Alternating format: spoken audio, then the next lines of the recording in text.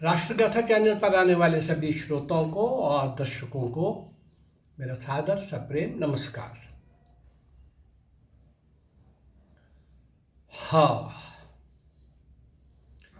इस चैनल के माध्यम से, राष्ट्रगाथा चैनल के माध्यम से 190 वर्ष का इतिहास, 190 ईयर्स, 1757 से 1947 नेताजी सुभाष चंद्र बोस तक का। जब मैं नेताजी सुभाष चंद्र बोस का नाम ले रहा हूं तो इसका मतलब ये है, मैं उन क्रांति वीरों को आपके सामने ला रहा हूं, वीरांगनाओं को, नायक नायिकाओं को, बाल बालिकाओं को, किशोर किशोरियों को, युवा युवतियों को, हर आयु वर्ग के उन क्रांतिकारी महान अद्भुत आत्माओं को जिन्होंने ब्रिटिश सरकार को, अंग्रेजी सरकार को भारत के अंदर जो अत्याचार कर रही थी, शोषण कर रही थी, भारतीयों को गुलाम बना के चल रही थी, सारी दुनिया के अंदर भारतीयों का एक मजाक बना के रखा था उसने। बताती थी वो कि भारतीय लोग अशिक्षित हैं, अनपढ़ हैं, वगैरह वगैरह। कारण कुछ और थे, लेकिन हम सचमुच में 190 वर्ष का इतिहास, ये केवल अंग्रेजों का इतिहास। मुगल, पठान, तुर्क, अफगान, फ्रेंच, डच, इंग्लिश का लेना हो तो और लंबा इतिहास मैं सारा लाऊंगा आपके सामने। पर अभी 190 वर्ष के इतिहास के अंदर अभी भी केवल कुछ 1-2 महीने से तो मैंने 1924 से 42 तक का इतिहास लिया है, केवल 18 साल का। इस बीच में जो बड़ी बड़ी घटनाएं हुई, और इस बीच में 1942 का वो क्विट इंडिया मूवमेंट का वो आंदोलन जो 15 दिन के अंदर वैसे फ्लॉप हो गया था, खत्म हो गया था। नेता पकड़ लिए गए थे, उनको जेलों में डाल दिया गया था, बाद में छोड़ दिया गया था। लेकिन क्रांतिकारियों ने इस अवसर पर आने वाले लोगों को जो उस कॉल के लिए आते थे, इतना तो गांधी ने तंग आकर के जोड़ ही दिया था कि उसको भी पता चल गया था कि चरखे से, अहिंसा से और सत्याग्रह से आज़ादी नहीं मिलने वाली। तो आखिर में तंग आकर के ये कॉल किया था महात्मा गांधी ने कि करो या मरो, डू एंड डाई। लेकिन क्रांतिकारियों को लगा कि भाई इस अवसर को वैसे ही नहीं हम जाने देंगे, इसको इतना फ्लेयर अप करेंगे, इस ढंग से करेंगे कि कुछ कुर्बानियां अगर उसमें होती हैं हो जाए। कुर्बानी और बलिदान व्यर्थ कहाँ जाता है, उसकी गूंज बड़ी दूर तक जाती है भाई। तो ये सोच करके क्रांतिकारियों ने 1942 के सत्याग्रह को अपने ढंग से दिशा दे रहे थे। सत्याग्रह रूटीन में होने थे, लेकिन उन सत्याग्रहों के अंदर वो ज्वाला, वो अग्नि, वो चिंगारी पूरी तरह से गर्म रहे, पूरी तरह से प्रज्वलित होती रहे, इस प्रकार का प्रयास क्रांतिकारियों के माध्यम से हो रहा था। हाँ, ऐसे ही जिन लोगों का मैं आपको नाम आपके सामने ला रहा हूं, ऐसे अज्ञात, अल्पज्ञात, पूर्ण रूप से अज्ञात, आज शायद 605 वीडियोस, 605 आप तक पहुंच रही हैं। इसमें 100-100 के आसपास देशभक्ति के गीत होंगे, और कुछ महिला क्रांतिकारी 100 वो भी होंगी, लेकिन महिला पुरुष सब मिला के नायक नायिकाएं, ऐसे में लगभग 500 से ऊपर ऐसे क्रांतिकारी, उनमें से 99% अल्पज्ञात, पूर्ण रूप से अज्ञात। चलिए आज भी कुछ लोगों को उसी पंक्ति में खड़ा करते हैं। ऐसे ही पूर्ण रूप से अज्ञात उन क्रांति वीर वीरांगनाओं को मैं आपके सामने लाने जा रहा हूं। चलिए, 30 अक्टूबर 1942 को जब अहमदाबाद जेल से एक शव निकाला गया, तो उसको लेने के लिए भारी भीड़ जेल के फाटक पर जमा थी। वह शव किसका था? वह शव था श्री नरहरि भाई रावल, श्री नरहरि भाई रावल का था। शव को जुलूस के रूप में नगर के प्रमुख बाजारों में से ले जाया गया।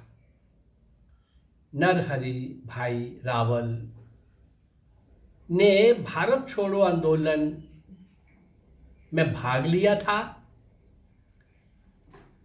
एक्टिव पार्ट प्ले किया था।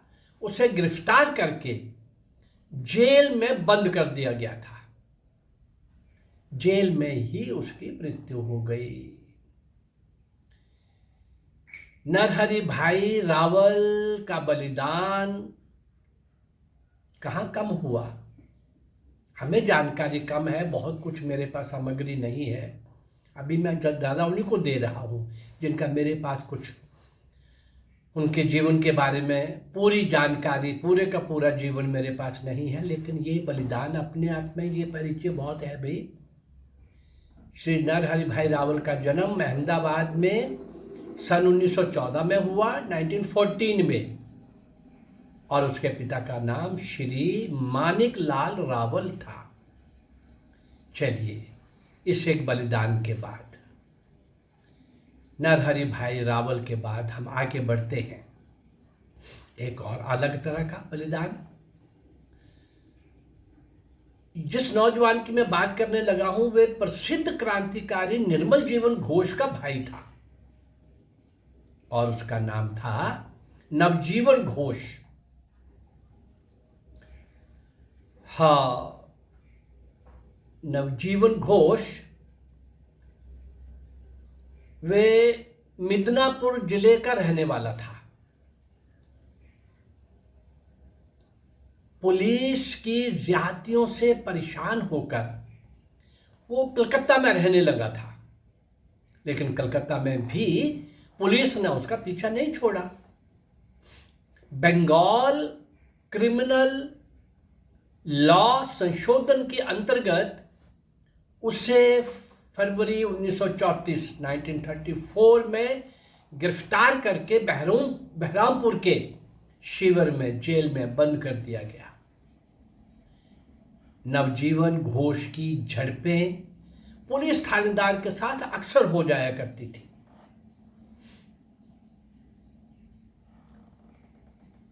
एक दिन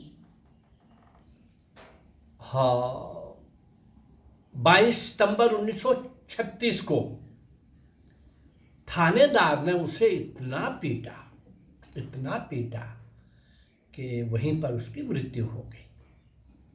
अब तो थानेदार घबरा गया। अपना अपराध छिपाने के लिए उसने नवजीवन घोष के गले में रस्सी का एक फंदा डालकर उसे कमरे की खूंटी में लटका दिया, खूंटी से लटका दिया। हाँ, और घोषित कर दिया कि नवजीवन घोष ने आत्महत्या कर ली। इतना ही नहीं, उसने ये भी घोषित कर दिया कि नवजीवन 2 पत्र छोड़ गया है। एक पत्र उसने सरकार के नाम लिखा है और दूसरा अपने पिता के नाम। और बाद में उसने ये भी घोषित कर दिया कि वे पत्र किसी ने चुरा लिए हैं। नवजीवन घोष की लाश भी उसके पिता को नहीं दी गई। एक तरुण नौजवान, एक उठती जवानी दुनिया से कूच कर गई। हाँ, श्री नवजीवन घोष, जिनका मैंने सबसे पहले नाम लिया था निर्मल जीवन घोष, वो भी बहुत बड़े क्रांतिकारी थे। उनका मैं बहुत पहले दे चुका हूँ, उनका ठीक ठाक 1 या 2 एपिसोड के अंदर मैंने दिया है। ये मेरे हाथ में कुछ भी जो भी आ रहा है तो उसका जितना भी मेरे पास है मैं उतना आपके सामने एज इट इज तथ्यों के साथ ला रहा हूँ। अब और आगे बढ़ते हैं। ये ठीक है कि वे मेहनत मजदूरी करके अपनी आजीविका कमाता था। कौन था ये? पर ये नवरात्रि अदुरकर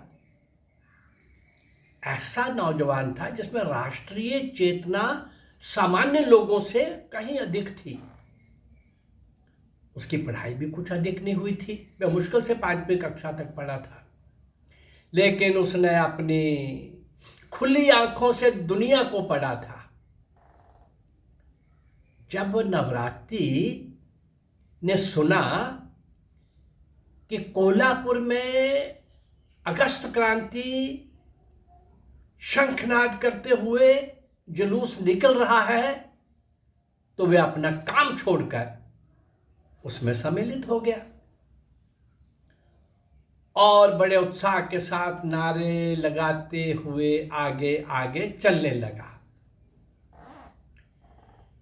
लोगों के उत्साह की लहर जब पुलिस के धैर्य की सीमा को पार कर गई, तो पुलिस की लाठियां लोगों के सिरों पर बरसने लगीं।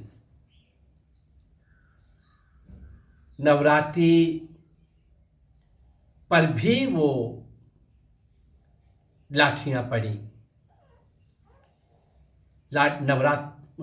नवरात्रि आदुरकर पर भी लाठियां पड़ी और वे गिरफ्तार कर लिया गया। उसे कोल्हापुर की जेल में डाल दिया गया।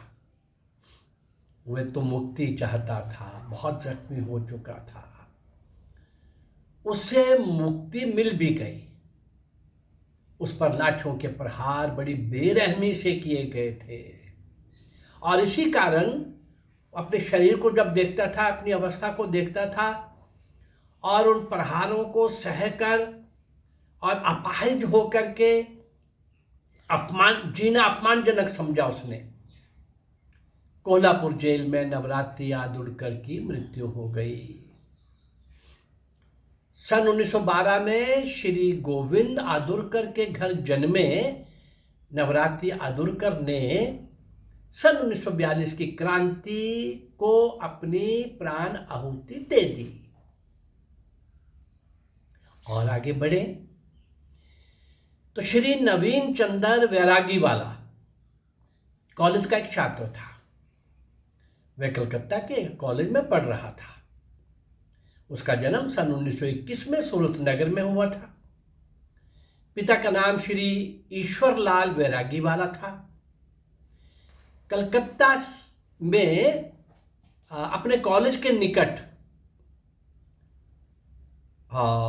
ये नवीन चंद्र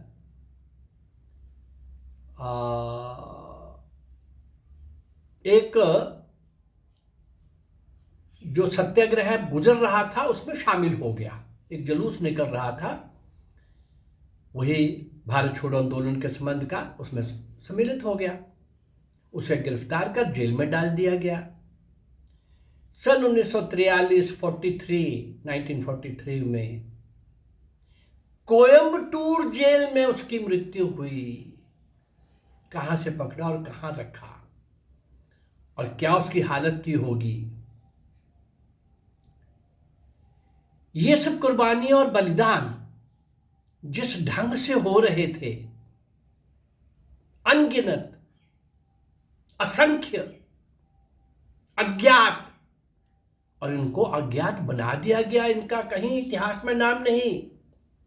और इतिहास में केवल इतना बताया गया, आजादी नेहरू और गांधी ने लेके दी है, जिन्होंने एक लाठी नहीं खाई, जिनकी जेल में जाना और आना प्लान सरकार के साथ मिलके होता था। वहाँ सेक्रेटरीज मिले हुए थे, सब प्रकार की सुविधा मिली हुई थी। अरे काला पानी की जेल तो खैर घोर नार की थी ही थी। बाकी भी क्रांतिकारी जेलों के अंदर लंबी सजाएं काटते हुए दम तोड़ रहे थे, फांसी के तख्तों पर झूल रहे थे। 99% उन बलिदानियों का, कुर्बान होने वालों का कहीं नाम नहीं। मेरा एक प्रयास है, मैं अभी इस 190 वर्ष के कालखंड में ही उलझा हुआ हूँ, नहीं कहा जाएगा। सोचता हूँ कि अब ये हो जाएगा, लेकिन और सरस्वती माँ की कृपा हो जाती है और वो मेरे हाथ में कुछ और सामग्री दे देती है, मैं आपके सामने ले आता हूँ। ये बहुत बड़ा एक कार्य मैं समझता हूँ, ईश्वर मुझे निमित्त बना के करवा रहे हैं।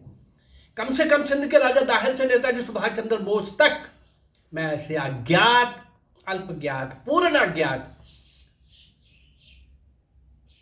ऐसे हुतात्माओं को, क्रांतिकारी वीर वीरांगनाओं को, नायक नायिकाओं को, जिन्होंने शौर्य और वीरता के स्वर्णिम पृष्ठ लिखे, लेकिन वो पृष्ठ कहीं इतिहास का हिस्सा नहीं बन पाए। मैं इस कोशिश में लगा हूँ और अभी और आपको इसी कालखंड में कम से कम मुझे लगता है 100 एपिसोड और बनेंगे। और आज भी 5-6 क्रांतिकारी, 4 घटनाएं मैंने रखी हैं और 6-7 क्रांतिकारियों का नाम आया है। ऐसे ही 5-7-10 क्रांतिकारी में 4, 5, 6, 7 हर एक एपिसोड के अंदर आपको दे रहा हूँ, क्योंकि इनकी सामग्री मेरे पास कम है। पर जितना मैं दे रहा हूँ ये कहाँ कम है भाई। उनकी कुर्बानी, उनके बलिदान को हमारी श्रद्धांजलि तो बनती है ना। ऐसी श्रद्धांजलि देते रहने का और लगातार इन सबको आपके सम्मुख रखने का मेरा ये प्रयास अगर आपको अच्छा लग रहा है तो इस चैनल को लाइक करिए, सब्सक्राइब करिए और शेयर करिए। नमस्कार, जय भारत, धन्यवाद।